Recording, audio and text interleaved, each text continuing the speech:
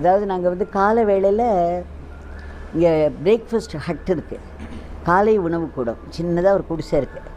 அந்த குடிசைக்கு தான் காலம்பரை 7 மணிக்கு வருவோம். சுதாமாலேருந்து நேராக அங்கே போய் சுவாமி அங்கே உட்காந்துப்பார். ஒரு பக்கம் வந்து பெண்கள்லாம் உட்காந்துப்பாங்க, ஒரு பக்கம் ஆண்கள்லாம் உட்காந்துப்பாங்க. அப்போ வந்து அன்றைக்கி என்னன்னாக்க வந்து உட்கார்ந்த உடனே மணி சொல்கிறார். அப்போ ட்ரஸ்டியாக இருந்தவர் மணி.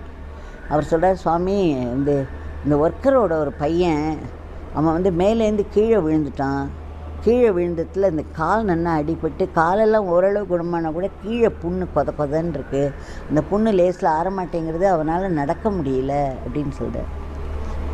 எனக்கு உள்ள வயது, ஏன்னா அவர் வந்த உடனே நான் வந்து அங்கேருந்தே நாங்கள் என்ன பண்ணுவோம், சப்பாத்தி பண்ணி அதை வந்து நல்ல இதில் கூட்டில் ஊற போட்டுருவோம்.